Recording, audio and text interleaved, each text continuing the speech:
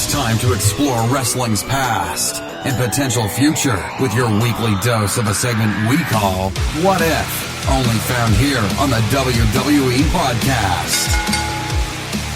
Welcome to the WWE Podcast. Thank you, everybody, for giving me a listen. As we speak, the WWE pay-per-view of Stomping Grounds is going on, so I actually haven't really seen much of what's happening. I'll be watching it tomorrow, so hopefully I don't see any spoilers on the other side of this tomorrow morning.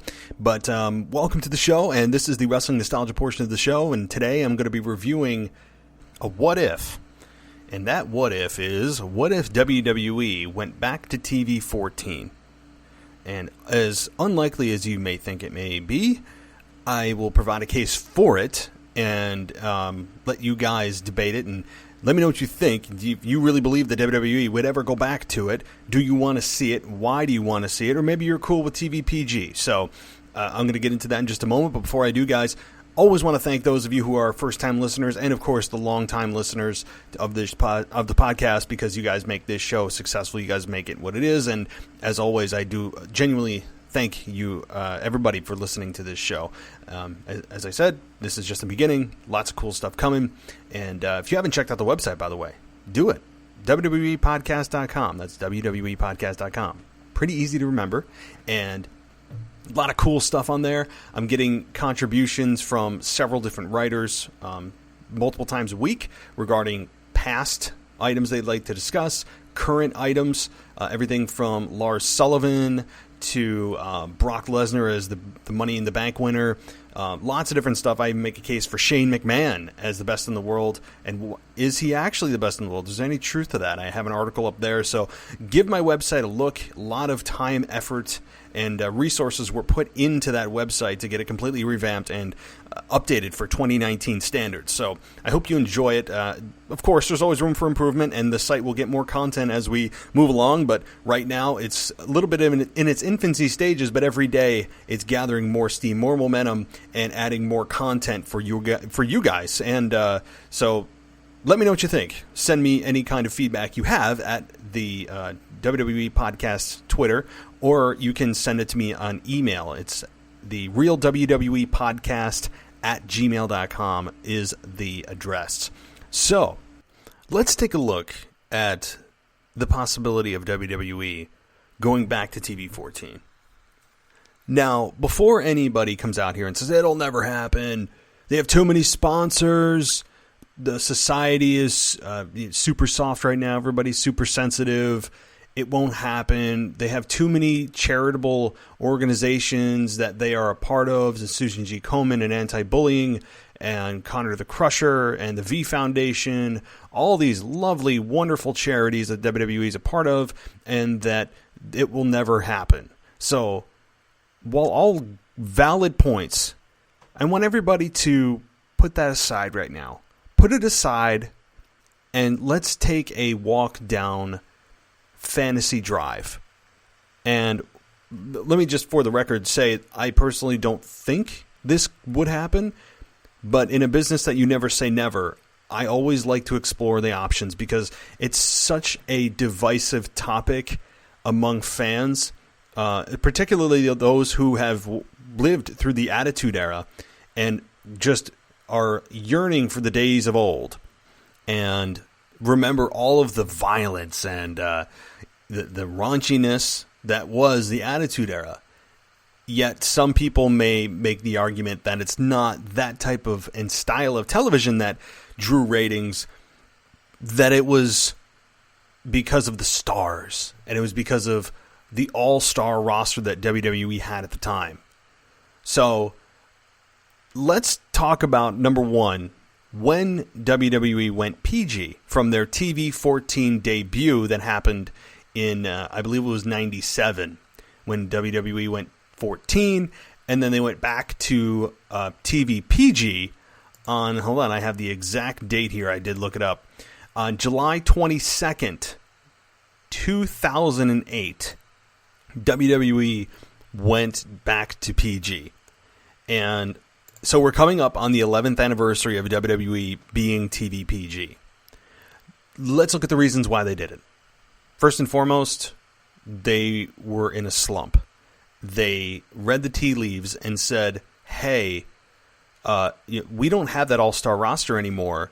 TV14 is not getting it done, on top of the fact that we need more revenue with the lack of star power that we have.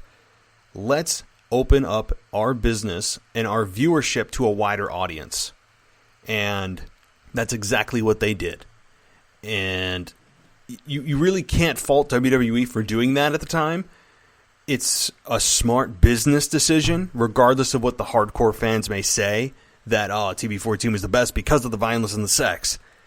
It's a smart business decision to get your eyeballs in front of as many viewers as possible and to get it in a position in which you are creating the next generation of fans. What I mean by that is, once you re-educate the audience that WWE is a family-friendly show to some extent, and that takes time and did take time, you are then creating the next generation of fan by allowing the parents that allow their children to watch wrestling then become fans themselves. And it's a smart business decision to do that. So I totally understand that they would have wanted to go this way, and that they can't just placate to the hardcore fans that loved the violence and the sex and not consider the long term here. It's a smart business decision. It was, and it has proved fruitful. They've forged relationships with companies. They have indeed changed the image and re-educated the casual fan and the hardcore fan that, hey, we are here to stay. We are a softer product. The blood, the guts, the sex, and the violence are gone, but we're going to still try to tell compelling stories. And that's the ideology behind it. And I can't fault WWE for taking that way. Even if at times I get frustrated with how childish and cartoonish and ridiculous some of the segments are, and sometimes when they could have a curse word or any kind of profanity, they choose the latter because it would violate TVPG, and the promo would then, and thus becomes a little less edgy and a little less believable. As I said, with the slogan for Stomping Grounds, I'm surprised they didn't change it to kicking butt and taking names. I think I said that before, but I mean, if they did that, I mean, that kind of stuff would be absolutely ridiculous. But I think there were times where WWE went a little too far with TVPG and almost became TVG, and they pulled back. And there are times when they also kind of crossed the line of PG. And, say curse words that are like, that's not hell damn crap. That's, a little bit, it's a level higher. And so it's interesting that sometimes they will approach that. And of course, when you look at the Royal Rumble this past year, when Nia Jax injected herself into the men's Royal Rumble match, which, don't get me going on that. I seriously will go on a rant that you could have a female competitor just inexplicably decide to take somebody out and then come into the ring and automatically they're a competitor. There's no referee to say, hey, you're not a dude, so you need to leave this match. It's absolutely just ridiculous. So I'm already starting a rant. I promised I wouldn't, and then I do.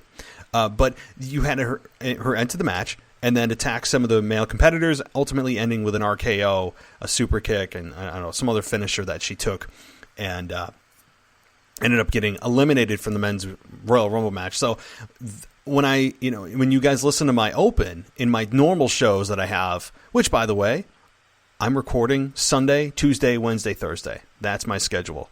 So I'm taking Monday, Fridays, and Saturdays off, just so you guys have a bit of an idea of what my schedule is. So Sunday, Tuesday, Wednesday, Thursday. That's the days you guys will be able to listen to me 4 times a week. So, but when I have it in my open, that what is the problem with having a man attack a woman in a fantasy environment? Well, I'm not for domestic violence. I never have been. But there are times in which retaliation is completely acceptable in a fantasy environment. And Randy Orton and company responded accordingly at the Royal Rumble. She should have gotten an RKO. She should have never gotten any offense, to be honest with you. But she did, and she got eliminated. So there are times when it's warranted, unlike the consistent female manager or whoever, girlfriend, slapping a opponent's competitor, and they're just supposed to stand there and take it or give them a mean face when nothing's going to actually happen. So I'm not a fan of that, never have been. It's always been a sticking point with me, a problem with me. Stephanie McMahon is at the front of that line. How many times has she smacked, Mick Foley, Kurt Angle, with no retaliation, The Rock at WrestleMania 31, and yeah, he had to get Ronda Rousey.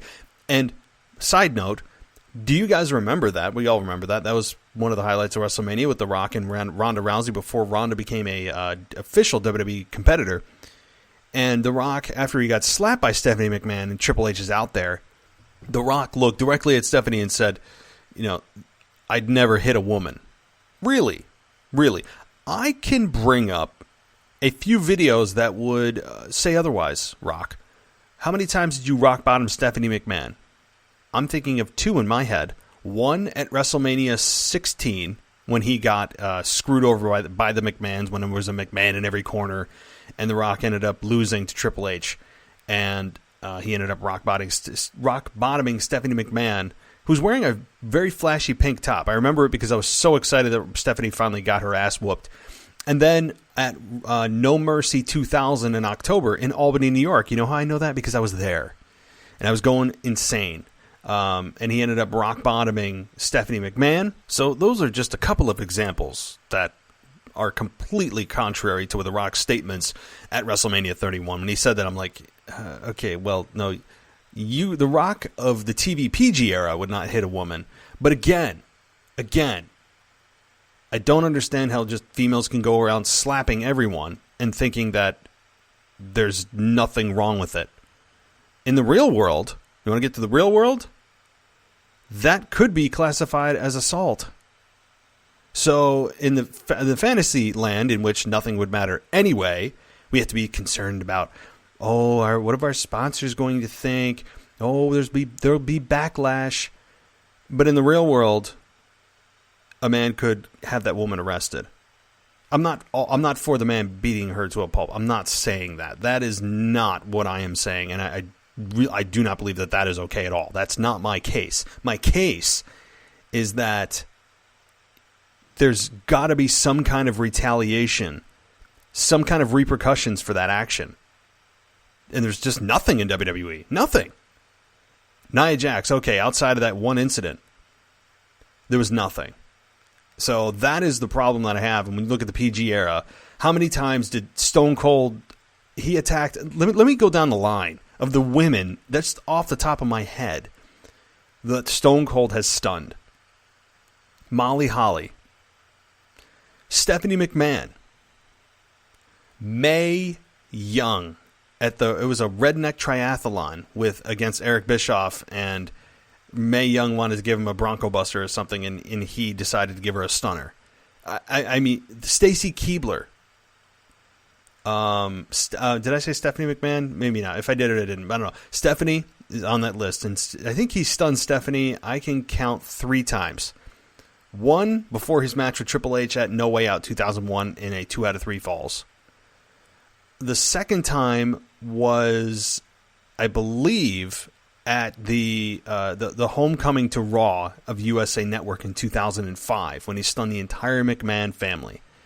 And did I say 3? Oh boy, I'm losing my mind tonight. I can't think of a third. I thought he stunned Stephanie 3 times, but all of them were brilliant. I mean, were some of them warranted? I don't know, but you know what? The crowd popped. They're doing something right. Oh, and China. Add China to that list. There's another. So when you look at that, but Austin was, outside of Molly Holly, the babyface in all of those, and the crowd lost their minds every single time. So, again, those people are still alive today. I was one of them cheering. I thought it was awesome. And a lot of the stuff, when Stephanie McMahon got stunned, she deserved it because she slapped Austin. She slapped Austin and then said, bragged about it, and Austin came out and dropped her right on her neck. it's great stuff. I loved it. But back to the TVPG, again, WWE would be way too fearful to be able to go back into that 14 environment, not just for losing sponsors, but losing a lot of the audience in which families make it a family event. And I believe there are some out there. I've spoken with some. I've had people on this show that make it a family event.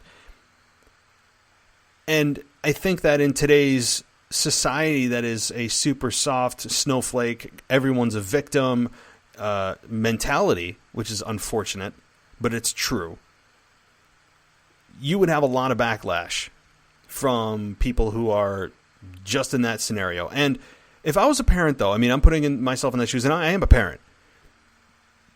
And if my son, who will be a wrestling fan, bank on it, and I will train him to boo Roman Reigns. He will not like any of the white meat babyface, soft, corporately packaged and produced stars. So don't you worry. But my son is only 1 year old. But if he was, say, 5, 6, 7, 8, and he was like, "Hey, Dad, I want to watch wrestling," and he watched Monday and Tuesday nights, whatever, and then WWE decided to suddenly go TV14 and bring in, scantily clad women, which would never happen today. And I don't want to see it today. I'm not about the sexual element of TV14. Look, like if I wanted to see something of that level, there's something called the internet, and there's stuff on the internet that you could get at a much better bargain and more bang for your buck. Let me just leave it at that. So I was never a part of that. But I'm talking about, say, the violence and the language, right?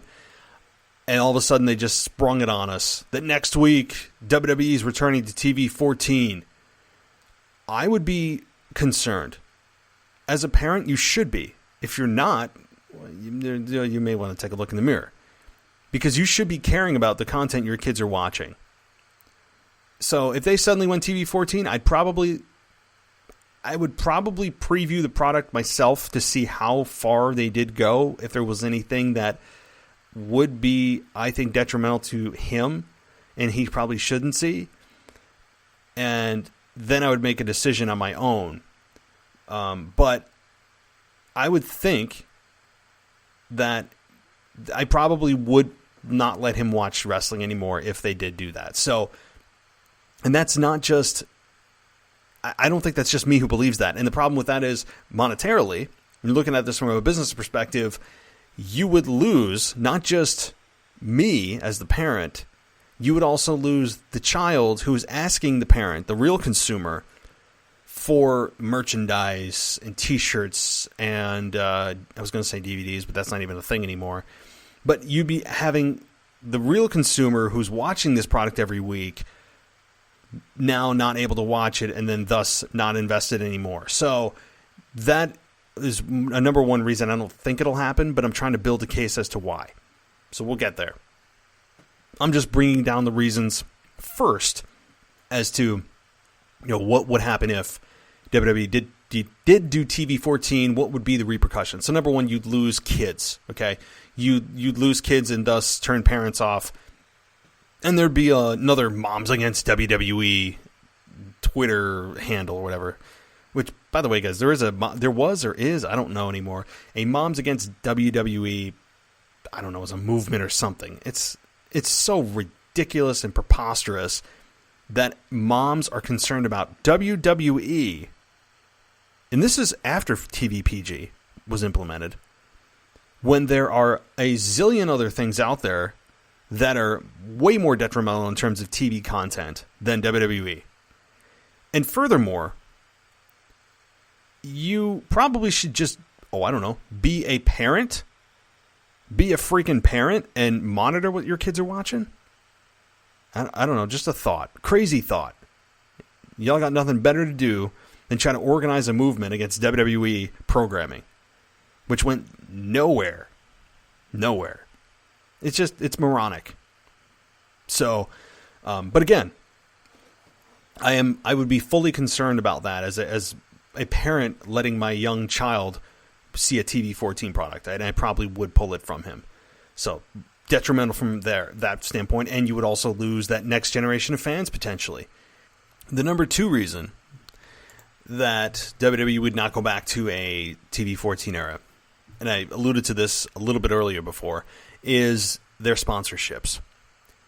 And when you look at how many sponsorships and sponsors and affiliations with other businesses that WWE has, they would likely lose a significant percentage of those. I don't have an exact percentage, but you can absolutely bank on it that WWE would indeed lose revenue from those sponsors. And when you look at the days of, oh my gosh, what was the big one in WWE that I constantly saw a sponsorship for? And it wasn't just like before matches or Jim Ross mentioning it. It was also like commercials before Raw went back on the air. All this. Oh, it was Castrol GTX. You guys remember Castrol GTX is like the official sponsor of WWE? I think Skittles was another big one. Stacker 2. Some of the old ones that just were, I mean, they must have paid a fortune to be in mentioned that often in WWE. So, but let's take a look at the stats here. Let's get some hard numbers on this. And when WWE went public, went PG, they posted a 30% year-over-year increase in sponsorship in revenue in 2017, and a 4-fold increase in revenue since 2010, according to sponsorship.com. So they went PG in 2008, but these are more recent stats, obviously referencing 2017, and a 4-fold since 2010. So they've partnered with, KFC, Snickers, Cricket Wireless. When you look at all of those sponsors, I mean, they are big names, and you really need to be careful. If you are going to be changing the content of the product, then you're essentially changing the contract that you have with that sponsor. And I doubt that they would be on board for wanting to be affiliated or associated with content that is super edgy. So, again, their revenue stream would likely decrease. You may find some that would actually approach WWE, while a lot would leave. And but I don't think it would be enough to offset the revenue loss that they are currently bringing in, especially with that third hour of Raw, which is nothing more than another hour to fill to put more ad revenue on television, for them to generate more ad revenue via television for that extra hour. It's nothing more than one big infomercial attempt for the additional hour. I mean, that's all it is. That's all it is to make sure that they meet Wall Street's goals and projections, and that they can put more numbers on sheets that people who they've never met or spoken to are happy with their growth. I mean, that's it. It's money. It's the only reason there's the third hour, and the product suffers for it. But that's a subject that is beaten to death about the third hour of Raw. So I'm going to move on here. So what are some of the cases and reasons for going back to TV14? We've already covered 2 massive reasons that you would want to keep TV PG. But what would be the case if you're going to sit in a courtroom and you had Vince McMahon as the judge, and you are sitting on the opposite end of the legal team of WWE, and you are making the case for them going back to TV14, and why? Why should we do this? Why? What would be the benefit? Well, number 1 reason, I think it would increase viewership. Now, you may say, again, the argument is it's about the stars. It's not about the content or the TV rating of the program. To that, I would say yes and no.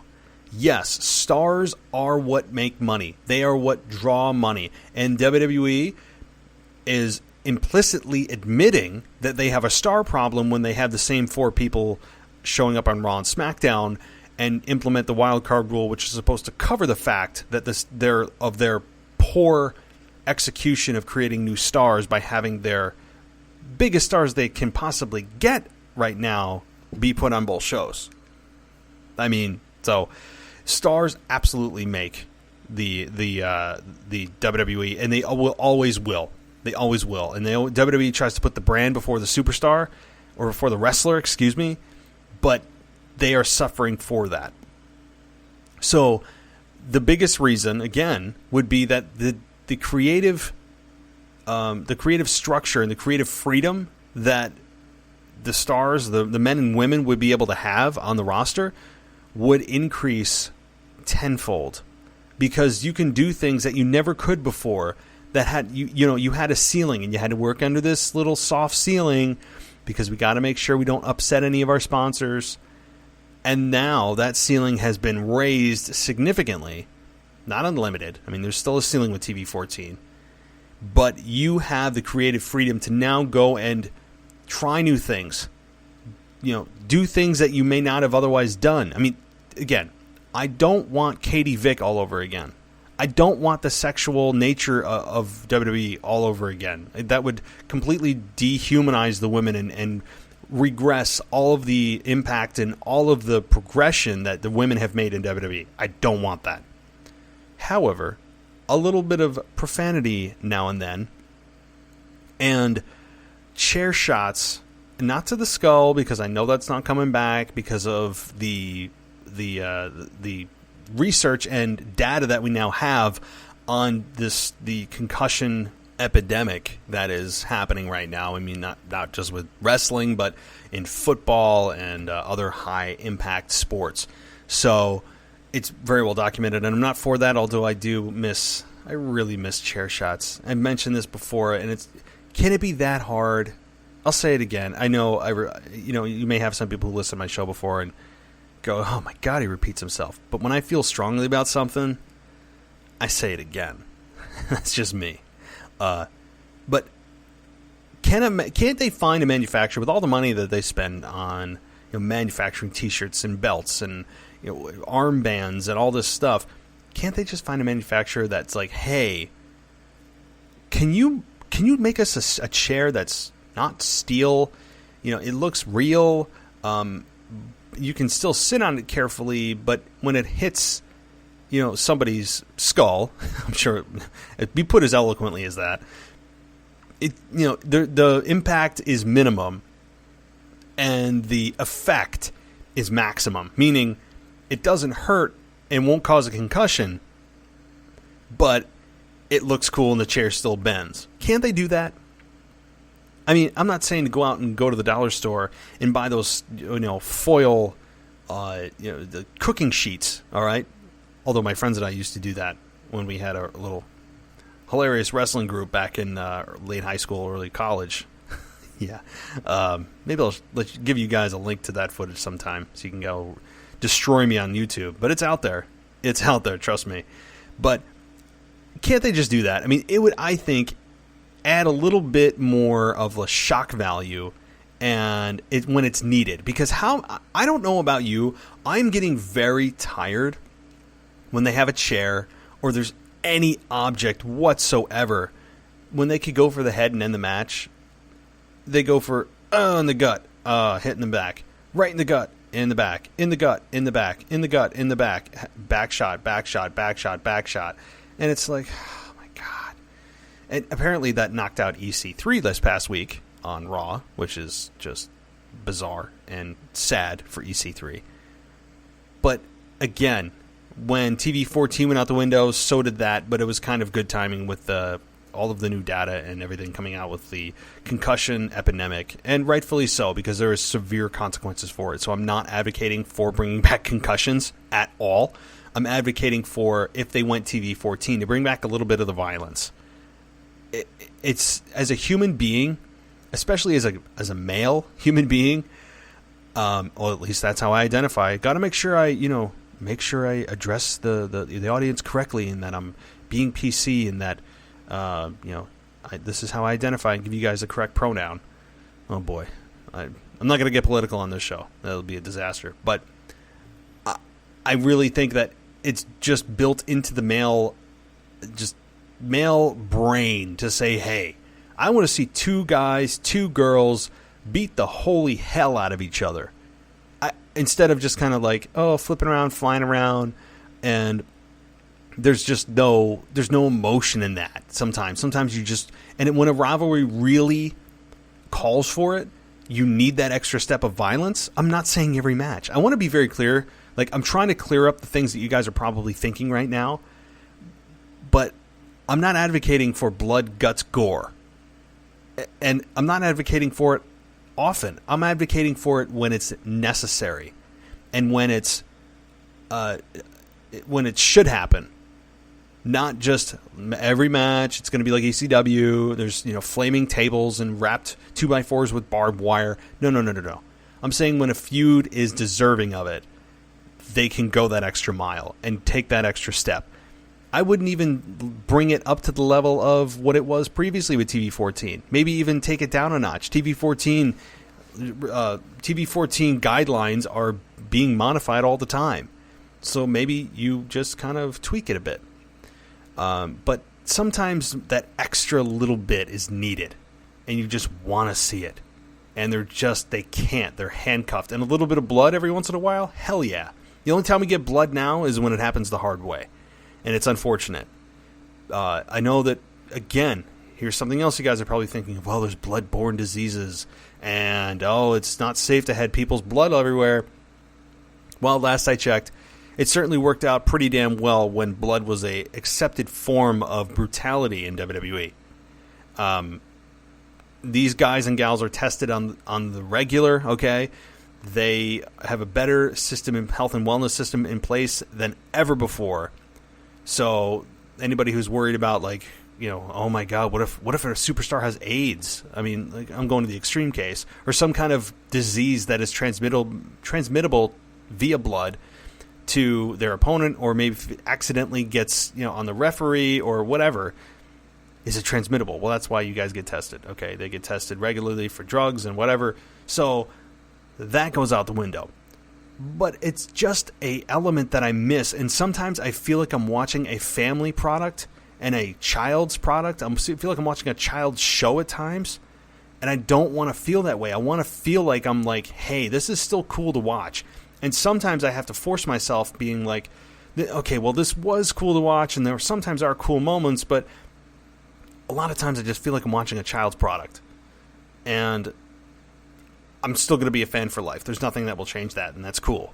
I will continue to donate $9.99 a month into WWE's cash flow for probably the rest of my life. I mean, I will say that outright, so I will never turn my back on WWE. I won't. I mean, I challenge them, I critique them, and I slam them when I need to. But again, I just want to say I'm a fan forever. So, but I miss that element of violence. I miss it. I miss it so much.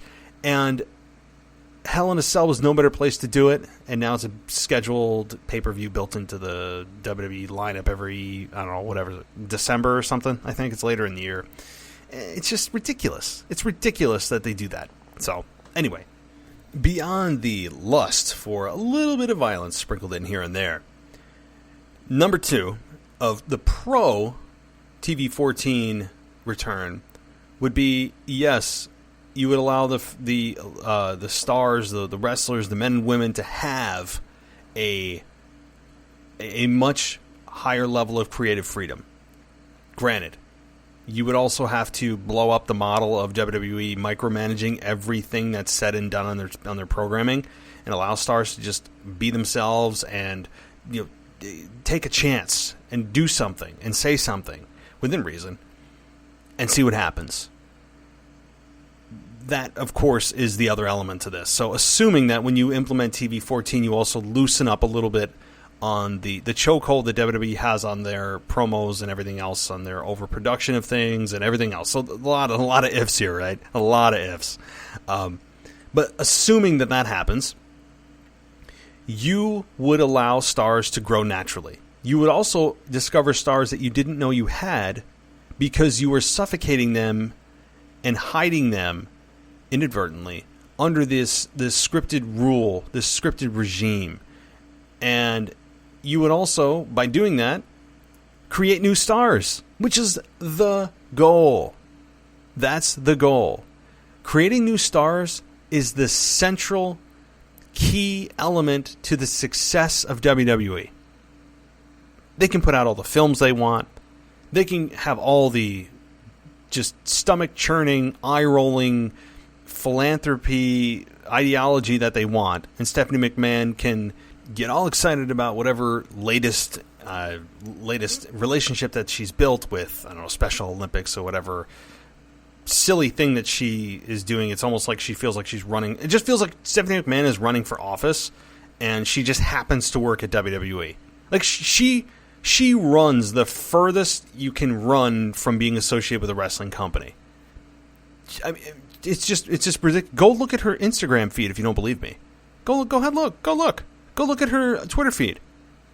Go ahead. 1 out of every 15 to 20 tweets is about wrestling. The rest of it is, oh, I was on this TV show in Barcelona or something, or I was on the Good Morning Show, or I was, shaking hands with the president of the Special Olympics, or that's what you do when you're running for office. It's so maddening. It's so maddening because that's not what WWE was built on. That's not what creates success. It's not. So you would, again, by allowing the stars to loosen up a little bit, you would create new stars. That is the central focus. As I just said, you would have stars that approach the levels of being as big as WWE. Now, that's the problem for WWE. They don't want stars being as big or bigger than the brand.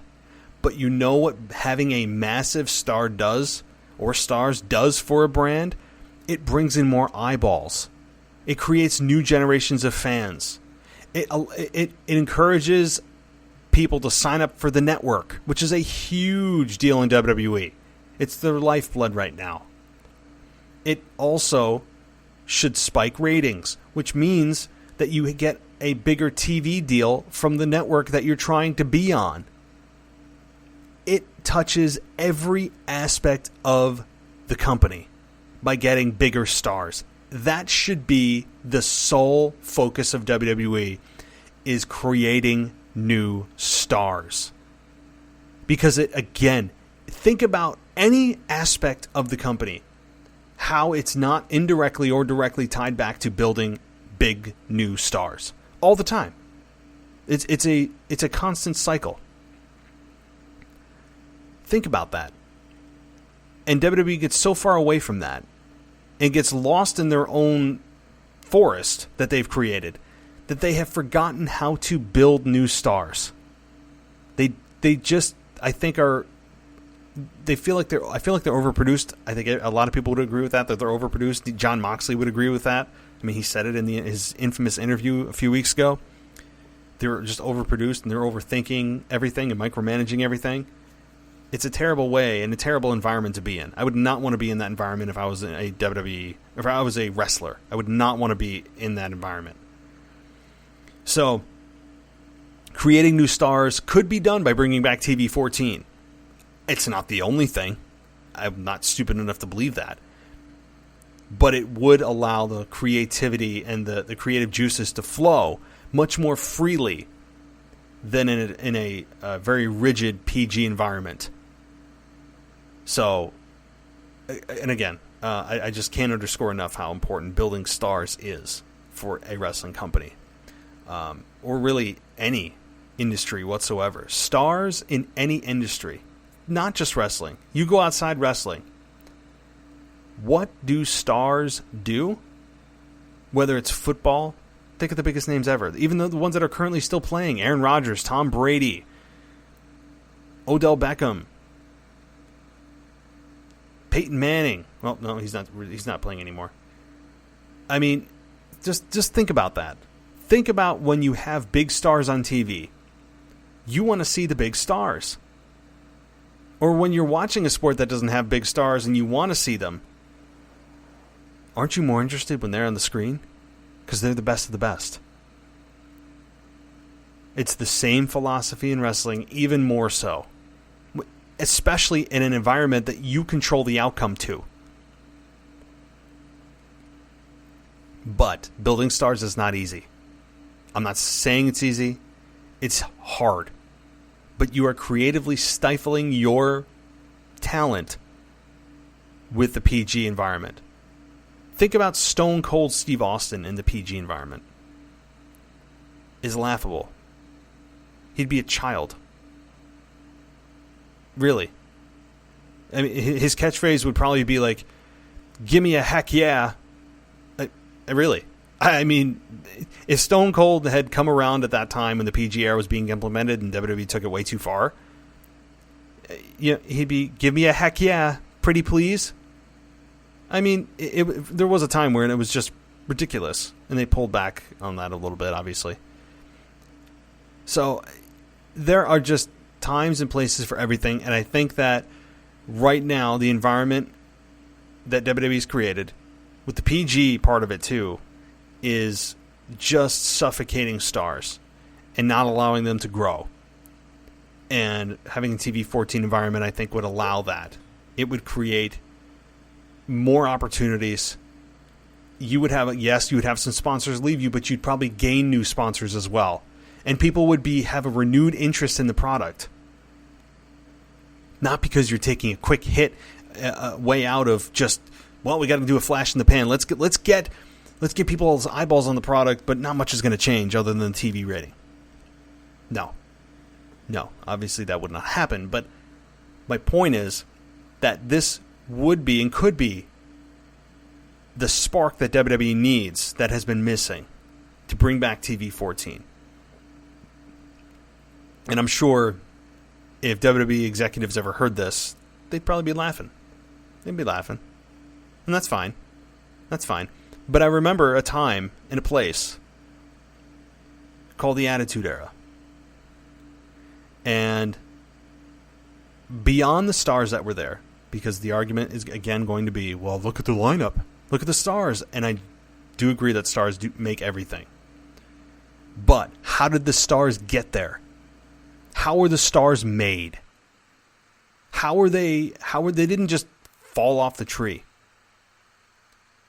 How were they made? In an environment that encouraged creativity, didn't have 4,000 writers,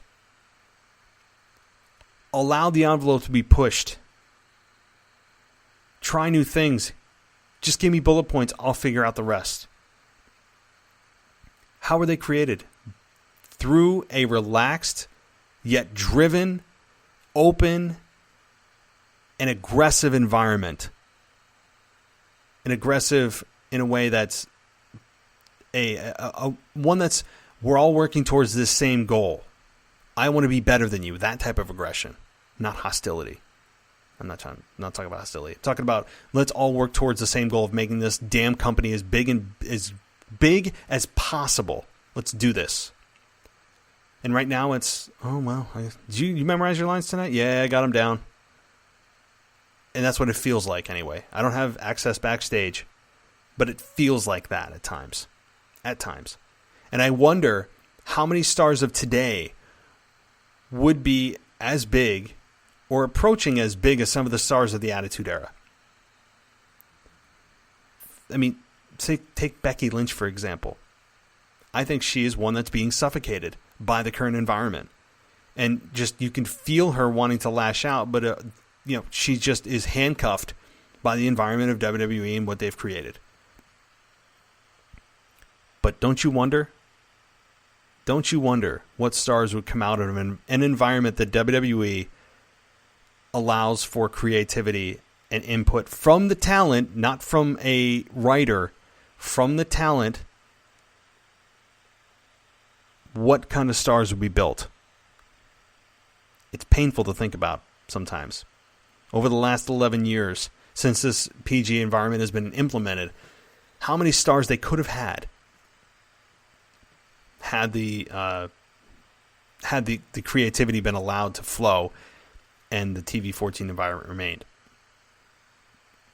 So, those are my thoughts on whether WWE should or should not implement, and what if they implemented the TV14 rating again. Now, in conclusion, I will say the same thing I said in my introduction, and that is I don't believe WWE will ever go back to TV14. I don't. It's a different time. They have forged way too many relationships with way too many organizations, many of them not for profit. And many of them have dumped a ton of money into WWE that it's not worth monetarily bringing down an organization, bringing down the cash of the organization, bringing down the revenue stream of that organization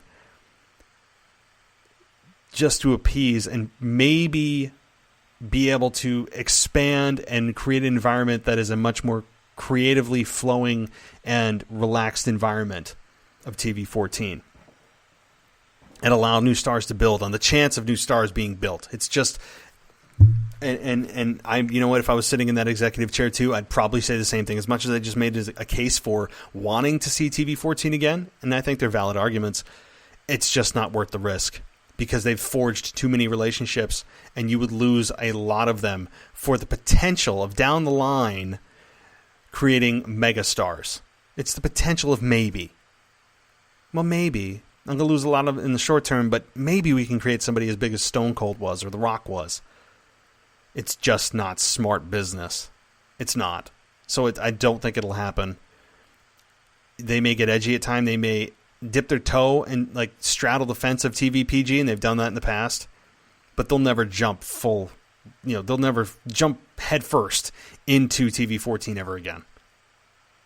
And but guess what?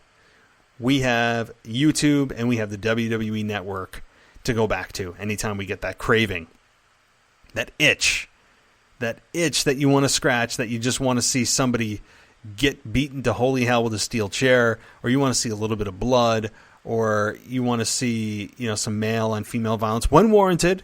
Got to make sure I have that little disclaimer. So, but that's just something that I think we all feel from time to time, especially if you have gone through the Attitude Era. So many great memories. So many. I mean, I'm not advocating to duplicate the Attitude Era. You can't. But what you can do is move forward, and you can create an environment, change the environment, and change the culture. That's the control that WWE has. You can change the culture. It's going to take time, but I think it would be worth it. And in place of just slapping a new label on their programming, I think that would even be more beneficial to just create an environment backstage, even if you stay PG. Create an environment backstage that encourages talent to speak up, encourages talent to contribute to what they want to do and see and be and feel. Not just get handed a script when they walk into the arena and go, okay, memorize this. All right, okay, cool, I'll see you later. See it, when the show starts. I'm sure some talent do that. I'm sure they do. I'm sure not. I don't know how many, but I can guarantee you there are some. And just sit there and collect a paycheck and read their lines. But that's why you're seeing the ratings tank. They just don't know how to make stars in 2019. Or 2018, or 2017, or 2016. I mean, go back. Go back to the promo that CM Punk cut on Vince McMahon when he had his pipe bomb promo. It was a few weeks after that, and they were doing contract negotiations. And he said to Vince McMahon to his face, "You don't know how to create a star in 2011. It's brilliant. I mean, we fast forward 8 years, and we're still having that same conversation. So, all right. Well, guys, that is my TV14 wrap-up, if WWE will ever do it, and the arguments for and against it. And again, I will be back with a Stomping Grounds review and a Raw review. It's going to be a big show. Big show on Tuesday. And then a SmackDown review on Wednesday. My co-host on Thursday. And that'll round out the week. Please give me a follow on Instagram, which I'm actually, yes, I said Instagram. I'm there at WWE Podcast. I'm also on Twitter, which most of you know me by, at the WWE Podcast. And the new website. Please give it a quick glance, if you are so inclined, at WWEpodcast.com. So, all right, well, that's all I got for you today, guys. As always, I'll talk to you next time.